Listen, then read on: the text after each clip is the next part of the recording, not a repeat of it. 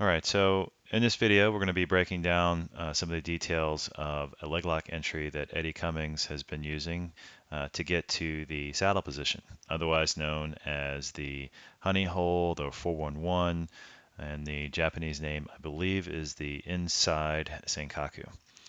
So it's a very good entry, especially when your opponent doesn't allow you to shoot both legs in between his legs, and maybe you can only get one hook inside, right? So this entry will work when you have only one hook inside and the other hook uh, outside of the leg. And so we're going to take a look at those details about how Eddie inverts his hips in order to get this great control position called the saddle. And that's what I'll refer to this position as we move along through this sequence of videos.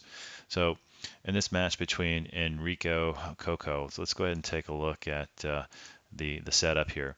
So Enrico knows that Eddie is very good at leg lock, so he's doing a good job here of ensuring that Eddie's not able to put both hooks in between Enrico's legs, right? So um, Enrico's, changing angles with his legs. He's keeping his knees tight. But eventually, what happens here is Eddie is able to get one hook in between Enrico's legs here. So he's going to be using that hook eventually to elevate his opponent. All right, it's very important in this particular entry that you're able to elevate your opponent using the hook. Now, let's take a look from a hand positioning standpoint. So here you can see that Eddie's got a uh, control point using his left hand around Enrico's shin here, and he's got his right hand around Enrico's neck. All right, so he's going to use those two control points as well as the hook to begin the elevation to where Eddie needs him to be to get this position. So what he's basically trying to accomplish here is he's elevating his opponent up over him so that he can take this hook and put it behind Enrico's left leg here.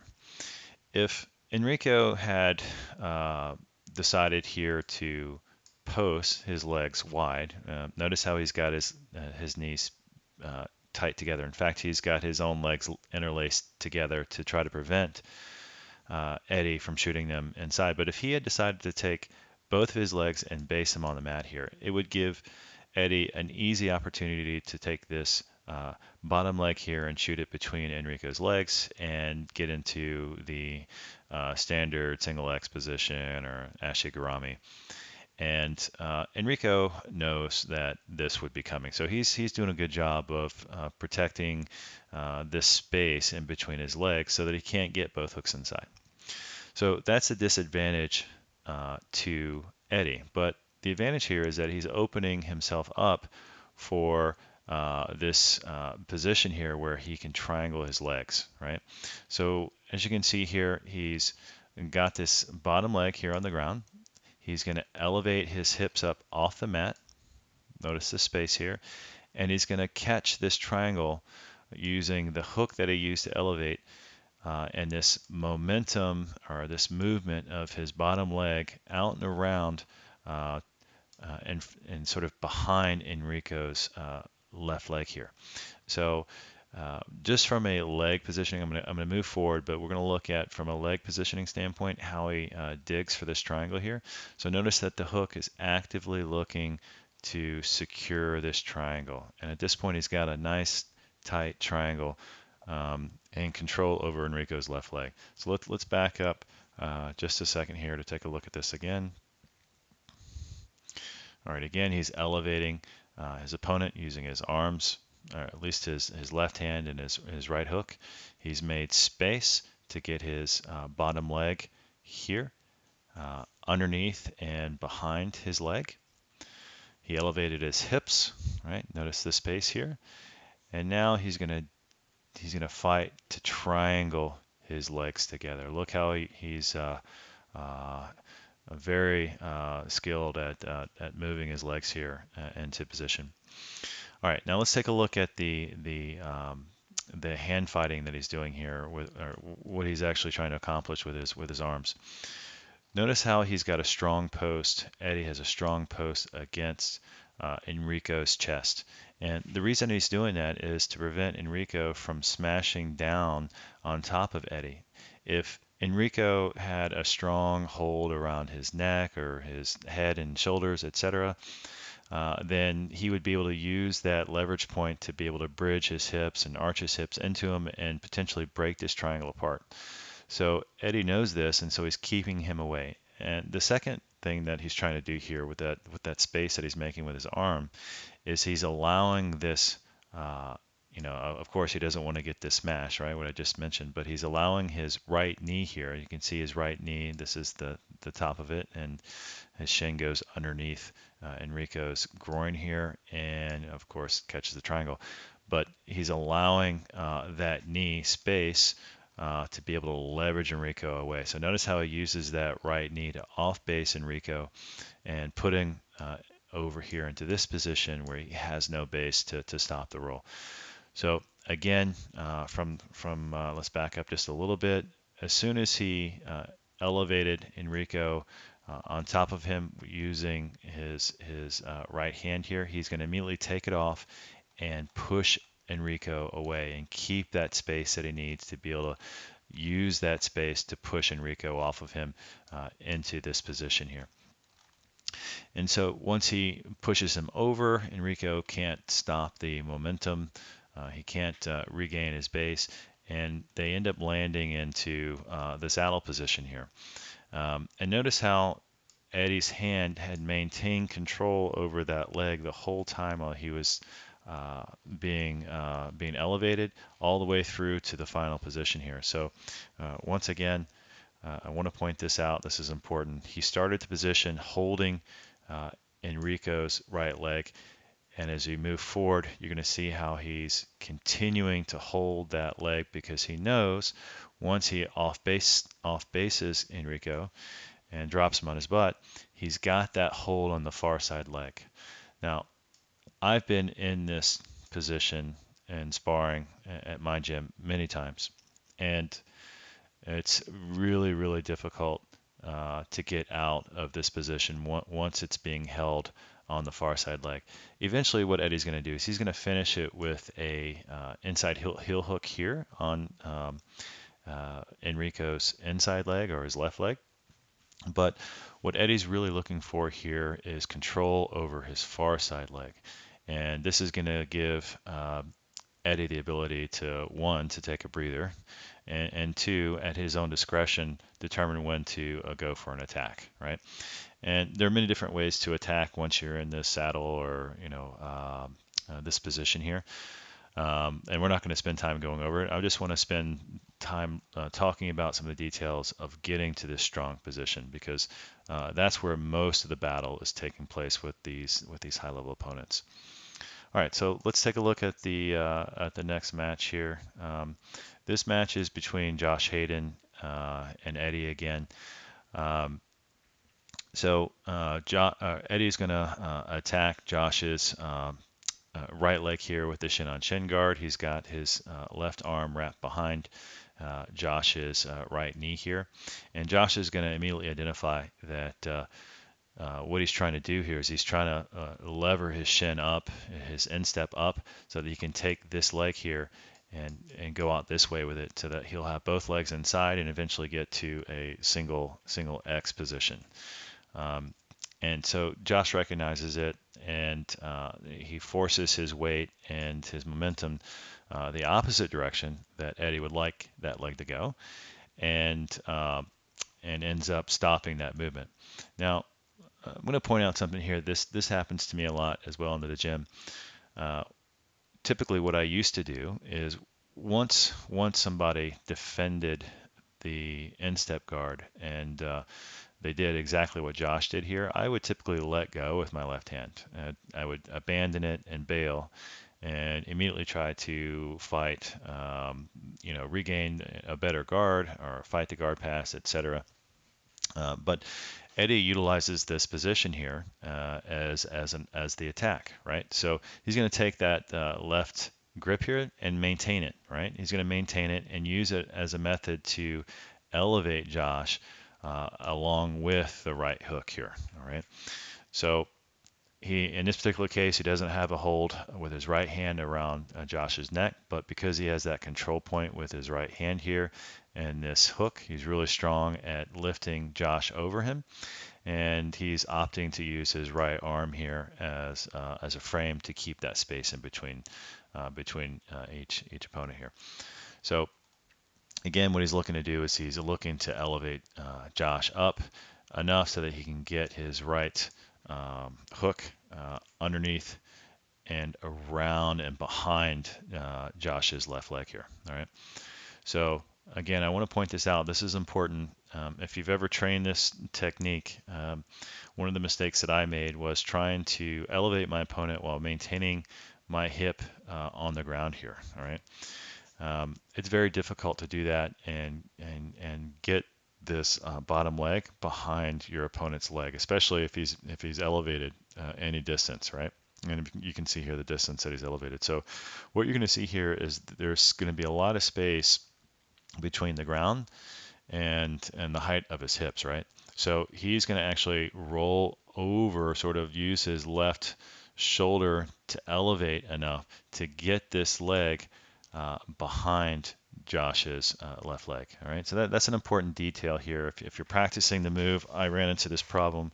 I had a difficult time capturing this left leg with my bottom or my left knee, mainly because I wasn't elevating my hip.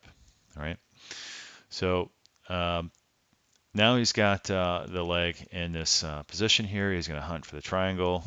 All right. At this point, he's got the triangle, and uh, also on his, you can't see it here, but his left hand has his Josh's right leg captured as well. So Josh has no base in this direction. So eventually, what you're going to see is Eddie's just going to take him that way and roll up in the opposite direction that we saw in the previous match with Enrico, and he still ends up going to the exact same position. And notice how he's got this control the whole time, which is a really good detail here. He didn't have to reach for it and give Josh the opportunity to escape his inside leg. He already had it during the whole roll. So I think it's important. Again, I'm gonna point this out real quickly from the start, that it appears that Eddie likes to have some sort of leg control, whether it's the opposite or the inside leg, and we're going to see here in a minute where he has control with the same entry with the opposite leg here as well in another match. But my point is that Eddie looks to be maintaining control of one of the legs while he's elevating with the hook here. All right, so let's go ahead and move forward here. He rolls up on top, and again, searching for that opposite leg, maintaining control, and eventually he regains that control, and he's in this tight, what I'm calling the saddle position here. At least maybe I should call it the modified saddle, because he's got this far leg control here, right? So let's go ahead and continue on to the next match.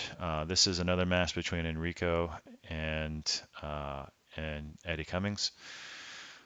All right, so we're in this position here. He's managed to get his right hook in between Enrico's legs. Notice here now, and he's got his right grip on the left leg this time. If you recall from the first match, he had his right grip underneath and around, sort of, here are his fingers, right? He had this sort of grip, and this is his arm. I'm not a very good artist, but he had that sort of grip in the first match that we talked about. Now he's got the other leg controlled, right? But this sort of leg control is going to give him the ability also to not only elevate, but also to bring his hips up off the mat, right? Because you're going to need some ability because this your bottom leg, which is your base, is going to be off the mat. So you have no ability to lift with your legs. You're going to have to lift either with momentum or with some control point, which he has here with his hands. All right, so again, notice this, notice the height here off the mat. That gives him the ability to lift his leg up, which you're going to see here, right? And then he's going to capture the back of Enrico's left leg. All right, so one other point I want to make here as he's catching the triangle, which he eventually does here, he's hunting for the triangle.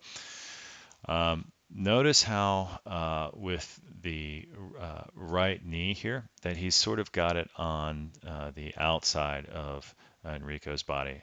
And the first match he had the right knee sort of smashed below, again with space between the two of them, but he had it sort of in sort of near his waistline. This knee, as I'm seeing and watching these tapes, he's able to get this move whether it's on the outside or the inside. I guess the advantage here of it being on the outside is the fact that now he's got an extra shield that he can use to prevent Enrico from smashing down into him. So he's got his leg here on the outside to prevent sort of this smash. And again, if Enrico smashes correctly, he may be able to bridge and arch out and break open this triangle, right? And straighten his legs, back this in this direction. But in either case, he is able to off-base Enrico, whether or not his knee's near his waistline or a knee on the outside.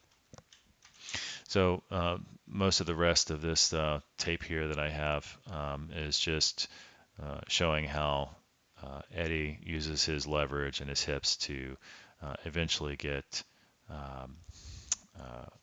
Enrico over onto the other side. So I guess the other thing too that I want to point out here, especially when I started training this move, I found it much easier to have my opponent directly above me, right? My hips above mine. And as you can see, Enrico's hips are over here, and Eddie's hips are over here, laying flat on the mat with this triangle, right?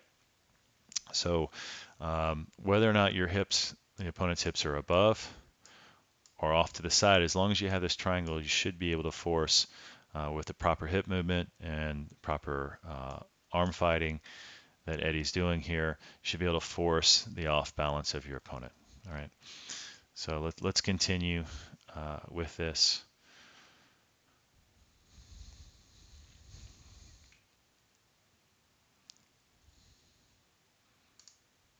Just fast forwarding it here just a little bit.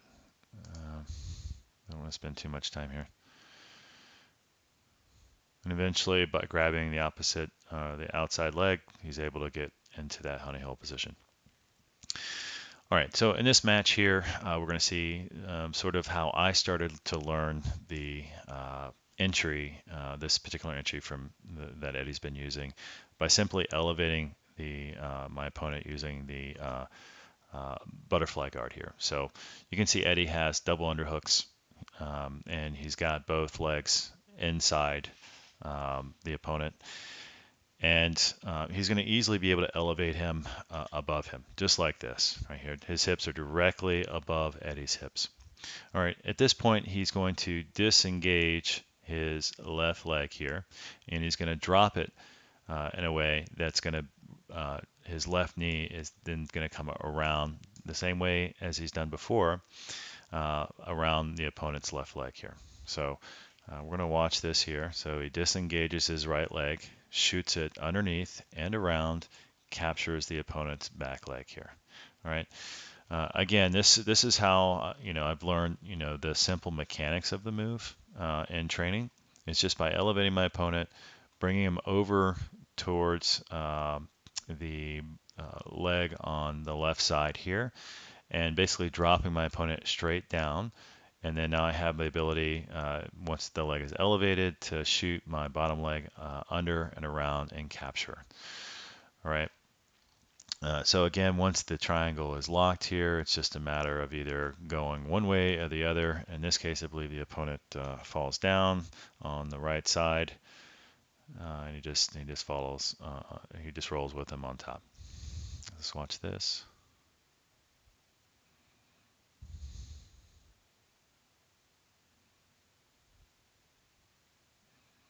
He eventually just works his way on top, maintaining far side leg control here. Right? Again, searching for this leg, maintaining that control. He knows that's what he wants as he comes up, and now he has it. He's real confident at that point. All right, so the last match we're going to take a look at here, and this is mainly sort of a scramble match that I saw him actually entering into this position, or a scramble in this match at the very end. It wasn't from a traditional, elevation using the hook, but what happens is Eddie sees that he has the ability to take his left leg here, or sorry, his right leg into the space between his opponent's legs here. So he notices that he can get into that space. He elevates his hips. Look at the elevation of his hips. Um, I would imagine this requires a lot more flexibility than I currently have, but I just wanted to show it so that you can see that if your opponent um, does step in, and a lot of times what will happen, let me just back up to just to give you some another reference point. Um, I've seen this being caught before, uh, maybe not ending up in the same position. Usually, when I've seen this move before, it's when my opponent tries to pass my guard, his left leg is forward, and then I thread the leg just the way that he's doing here. May not end up in the honey hole, but with this triangle that Eddie has, makes it really easy to catch here. So this entry is actually a really good one for when someone's passing a guard, and just so happened that this happened from a scramble where he is trying to pass. And then he uses his hands here, his arms as a leverage to pry his leg up and into the saddle position here. All right, guys. So that's the breakdown that I have for you. I hope that you guys liked it. I'm going to be working this entry for the next couple of months, and I'm sure that I'm going to learn new things, and I'm end up changing my mind on some of the details that I covered here. So I expect that there may be some, differences of opinions, especially for those that have done this move before. But those are the key details that I think that are important. All right, guys. Hope you guys enjoyed it.